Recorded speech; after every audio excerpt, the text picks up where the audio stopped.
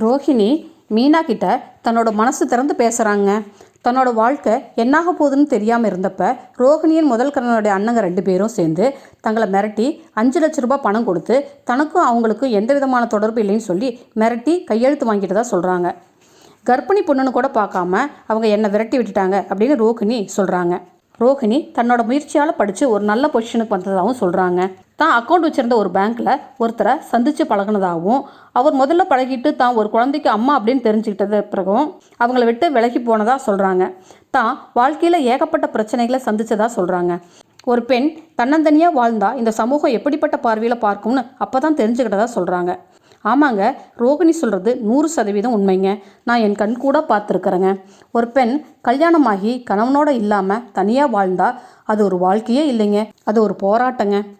தினம் போராட்டத்தை சந்திச்சுக்கிட்டே இருக்க வேண்டியதாக தான் நம்ம சமூகம் நம்மளை வச்சுருக்குங்க. வேலைக்கு போகிற பொண்ணுக்கு ஒரு நாளைக்கு காலையிலேருந்து நைட்டு வரையிலும் எத்தனை கஷ்டங்கள், அவமானங்கள், பாலியல் சீண்டர்கள் தெரியுங்களா? ரோஹிணி மேலும் தனக்கு ஒரு குழந்தை இருக்குன்னு சொன்னால் எந்த ஆணும் தன்னை ஏற்றுக்க மாட்டாங்க. அதனால தான் கிறிஷ் இருக்கிறத மறைச்சு கல்யாணம் பண்ணிட்டதா சொல்கிறாங்க. தனக்கு குழந்தை இருக்கிறது தெரிஞ்சால் மனோஜும் தன்னை வேண்டான்னு சொல்லிட்டா என்ன பண்ணுறது? அதனால தான் குழந்தை இருக்கிற விஷயத்த மறைச்சிட்டதா சொல்கிறாங்க நம்ம ரோஹிணி. ஏங்க, ரோஹிணி மட்டும் உண்மையை சொல்லி கல்யாணம் பண்ணியிருந்தா அவங்கள நம்ம விஜயா இந்த தாங்குவாங்களாங்க? முதல்ல கல்யாணத்துக்கு ஒத்துருப்பாங்களா? நீங்களே கொஞ்சம் யோசிச்சு பாருங்க.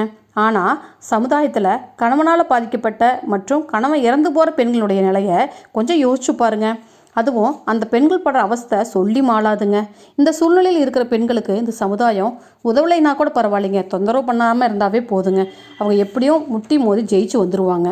ஆனால் மீனாவோட பார்வையில் ரோஹிணிக்கு குழந்தை இருக்கிற விஷயத்த மறைச்சது தப்புன்னு நினைக்கிறாங்க.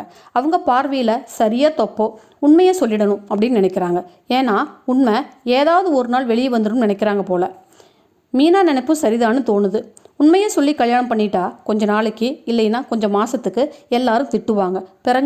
பிறகு அவங்கவுங்க வேலையை பார்த்துட்டு போயிடுவாங்க. ரோஹிணியும் தன் குழந்தையை பிரிஞ்சு இருக்காம தன் கூடவே வச்சுக்கலாம் இல்லைங்களா? அவங்கள புரிஞ்சுக்கிட்ட ஒருத்தர் கிடைக்காமலா போயிடுவாருங்க. ஆனால் உண்மையை மறைச்சு பொய்யான வாழ்க்கை வாழ்கிறது ரொம்ப கஷ்டங்க. மீனாவுக்கு நைட்டில் தூக்கமே வரலைங்க. எழுந்து நடக்க ஆரம்பிக்கிறாங்க.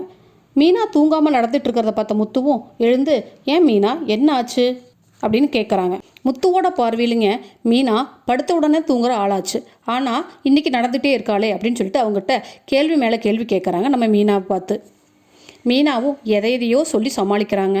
மனோஜ் கோட் சூட் போட்டுட்டு ஆஃபீஸுக்கு கிளம்புறாருங்க. அதை பார்த்து முத்து, ரவி, ஸ்ருதி எல்லாரும் சிரிக்கிறாங்க. முத்து கலாய்க்கிறாங்க. மனோஜ் போட்டிருந்த கோட் சூட்டை பார்த்து, ஏண்டா நம்ம ஊரில் எதுக்குடா இந்த கோட் சூட், அதுவும் சென்னையில் அடிக்கிற வெயிலுக்கு உனக்கு இதெல்லாம் தேவையா? வெளிநாட்டில் கோட் சூட் போட்டுக்கிறாங்கன்னா அவங்க குளிர் ஜாஸ்தி, அதனால் அவங்க போட்டுக்கிறாங்க அப்படின்னு ஆளுக்கு மனோஜ் கிண்டல் பண்ணுறாங்க. அதுக்கு மனோஜ், ஆமாம், பூக்காரங்க முதல்ல பூ விற்கிறதுக்கு நடந்து போவாங்க, இல்லைன்னா சைக்கிளில் போவாங்க, ஆனால் இப்போ ஸ்கூட்டியில் போகிறாங்க இல்லையா அப்படின்னு மனோஜ் பதிலுக்கு மீனாவை தாக்குறாங்க. அப்போது உடனே ரோஹிணி, மனோஜ் அவங்கள பிஸ்னஸை அடுத்த லெவலுக்கு எடுத்துகிட்டு போகிறாங்க, நீங்கள் ஏன் தப்பாக பேசுறீங்கன்னு சொல்ல, அட ரோஹிணி மீனாவுக்கு சப்போர்ட் பண்ணுறாங்களான்னு எல்லாம் ஆச்சரியமாக ரோஹிணியை பார்க்குறாங்க. அண்ணாமலை, இங்கே பாருடா, வியாபாரத்தை ஒழுங்காக பாரு, அதில் முன்னேறி டெவலப் ஆனதுக்கப்புறம் நீ என்ன ட்ரெஸ் வேணாலும் போடலாம், முதல்ல தொழிலை ஒழுங்காக கவனி அப்படின்னு சொல்கிறாரு. விஜயாகிட்டையும் உன் பையனை வியாபாரத்தை கவனமாக பார்த்துக்க சொல்லு அப்படின்னு சொல்கிறாருங்க. மீனா மட்டும் ரோஹிணி சொன்னதை கேட்டு ஒரே குழப்பத்தில் இருக்காங்க. மீனா பூ வியாபாரம் பண்ணுற இடத்துக்கு போய் அங்கேயும் பணத்தை மாற்றி கொடுத்து குழப்புறாங்க. அவங்க ஃப்ரெண்ட்ஸ் எல்லாம் என்ன மீனா முகம் சோர்வாக இருக்குன்னு கேட்க அதுக்கு ஏதோ சொல்லி சமாளிக்கிறாங்க. மீனாவோட ஃப்ரெண்டு மீனா கிட்ட 11 முழம் மல்லிகைப்பூ கட்டித்தர சொல்லியிருக்காங்க. ஆனால் மீனா ஜெவந்தி பூவை மாற்றி கட்டிட்டு வந்து கொடுக்குறாங்க. ஏன் மீனா, முத்தோட சண்டை போட்டுட்டு வந்துட்டியா? ஏன் இப்படி மாற்றி கட்டிட்டு வந்துட்ட? உன்னை பார்த்தா ஏதோ குழப்பத்தில் இருக்கிற மாதிரியே இருக்குது, உடம்பு சரியில்லையா? நம்ம குரூப்லேயே நீ தான் ஸ்ட்ராங்காக இருப்பியே அப்படின்னு எல்லாரும் கேட்குறாங்க. மீனா அதெல்லாம் ஒன்றும் இல்லைன்னு சொல்லிட்டு நான் பூ கட்டிட்டு வரேன் அப்படின்னு சொல்லிட்டு வண்டி எடுத்துகிட்டு கிளம்புறாங்க.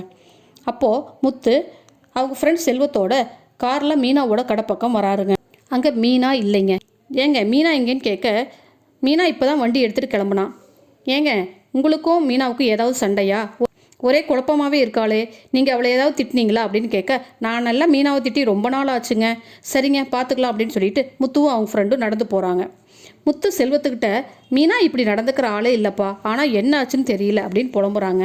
மீனா எப்போ இருந்து இப்படி ஆனா அப்படின்னு செல்வம் கேட்க, அதுக்கு முத்து, நாங்கள் பாட்டி வீட்டுக்கு தீபாவளி கொண்டாட போனோம், அங்கே கோயிலுக்கு போனப்போ கோயிலில் சித்தர் மாதிரி ஒருத்தரை பார்த்தோம், அவரை கண்டு தான் மீனா பயந்துக்கிட்டாளா அப்படின்னு தெரியலையே அப்படின்னு கேட்க, சரிப்பா, எனக்கு தெரிஞ்சவங்ககிட்ட ஒரு கயிறு வாங்கி கட்டினா இந்த பயம் எல்லாம் போயிருன்னு சொல்கிறாங்க செல்வம். மனோஜ் ஆஃபீஸில் மனோஜுக்கு பிஏ அப்பாயின்மெண்ட் பண்ணுறதுக்காக இன்டர்வியூ வைக்கிறாங்க. அப்போது மனோஜ் தன் ஆஃபீஸ் சேரில் உட்காந்து அங்கேயும் எங்கேயும் ரோல் பண்ணி அலப்பறை பண்ணுறாருங்க. சந்தோஷை தன்னை பாஸ்ன்னு கூப்பிட சொல்கிறாருங்க. வெளியே தான் நம்ம 2 பேரும் ஃப்ரெண்ட்ஸ், ஆஃபீஸில் நான் உங்களோட பாஸ், புரிஞ்சுதான்னு கேட்குறாரு மனோஜ். இன்டர்வியூவில் ஜீவா அப்படிங்கிறவங்கள செலக்ட் பண்ணிடுறாங்க. மனோஜ் அவங்கக்கிட்ட ஆல் தி பெஸ்ட் அப்படின்னு சொல்லிட்டு கையை குலுக்கிறாருங்க. அப்படி கையை பிடிச்சி குலுக்கிட்டு இருக்கும்போது ரோஹிணி ஆஃபீஸ் ரூமுக்கு வந்துடுறாங்க. அதை பார்த்தோன்னே ரோஹிணி டென்ஷன் ஆகிடுறாங்க. ஏங்க, உங்களுக்கு இப்போ பிஏ எல்லாம் தேவையா அப்படின்னு ரோஹிணி கேட்க, இல்லை நாம் குழந்தைக்கு ட்ரை பண்ணிகிட்ருக்கோம், நாளைக்கே நீ கன்சீவ் ஆகிட்டா வீட்டிலேருந்து ரெஸ்ட் எடுக்கணும், டாக்டர்கிட்ட செக்கப் போகணும், இந்த மாதிரியெல்லாம் வருமில்ல, அதனால தான் நான் இப்போவே ஒரு பிஏவை அப்பாயின்மெண்ட் பண்ணினேன் அப்படிங்கிறார் மனோஜ். ரோஹிணி கொஞ்சம் டென்ஷன் ஆகிடுறாங்க. என்ன மனோஜ் இப்படியெல்லாம் கனவு கண்டுட்ருக்காரே அப்படின்னு சொல்லிட்டு நினைக்கிறாங்க. ஆனால் மீனா ரோஹிணி சொன்ன விஷயத்தை கேட்டு ரொம்ப தவிச்சு போய் இருக்காங்க. முத்து வீட்டுக்கு போய், அப்பா மீனாவுக்கு ஏன் இப்படி ஆயிடுச்சு, ஏன் பயந்துட்டே இருக்கா அப்படின்னு நான் கண்டுபிடிச்சிட்டேன் அப்படின்னு சொல்ல, ஏன்னு எல்லாரும் பார்க்க, இல்லை நாம் தீபாவளி கொண்டாடுறதுக்கு பாட்டி வீட்டுக்கு போனோம்ல, அங்கே கோயிலில் ஒரு சித்தரை பார்த்தோம்ல, அவரை பார்த்ததுலேருந்து தான் மீனா இப்படியே இருக்கா, அவரை கண்டு பயந்துக்கிட்டான்னு நினைக்கிறேன், அதனால் செல்வம் ஒரு கயிறு வாங்கி கட்டினா சரியாக போகும்னு சொன்னாம்ப்பா அப்படின்னு சொல்ல, அதுக்கு ஸ்ருதி கயிறெல்லாம் வேண்டாம், நம்ம அவங்கள சைக்காலஜிஸ்ட்டு கூட்டிகிட்டு போகலாம் அப்படின்னு சொல்கிறாங்க. ஸ்ருதி சொன்னதை கேட்ட உடனே ரோஹிணிக்கு தூக்கி வாரி போடுதுங்க. ஸ்ருதி சொன்ன மாதிரி சைக்காலஜிஸ்ட்டை கவுன்சிலிங் போக போகிறாங்களா, இல்லை செல்வம் சொன்ன மாதிரி கோவிலில் இருக்கிற அம்மா கிட்ட போய் கயிறு வாங்கி கட்ட போகிறாங்களான்னு தெரியலைங்க. எனக்கு என்னவோ கயிறு மந்திரிச்சு தான் கட்டுவாங்கன்னு தோணுது. ஏன்னா சைக்காலஜிஸ்ட்டை போனால் மீனாவோட மனசில் இருக்கிற உண்மை வெளியே தெரிஞ்சிடும் இல்லைங்களா. இன்னொரு விஷயங்க, ரோஹிணி ரொம்ப கெத்தாக அந்த குடும்பத்தில் இருந்தாங்க. இப்போது மீனாவுக்கு உண்மை தெரிஞ்சிடுச்சு, மீனாவை பார்த்து பயப்படுறாங்க. காலம் பார்த்தீங்களா, ரொம்ப கெத்தாக இருந்தால் இந்த நிலைமை தாங்க எல்லாத்துக்கும். ஸோ ஃப்ரெண்ட்ஸ், எல்லாத்துக்கிட்டேயும் அன்பாகவும் இருங்க, பாசமாகவும் இருங்க. ஓகே ஃப்ரெண்ட்ஸ், என் சேனல் லைக் பண்ணுங்கள், சப்ஸ்கிரைப் பண்ணுங்கள், ஷேர் பண்ணுங்கள். தேங்க்யூ.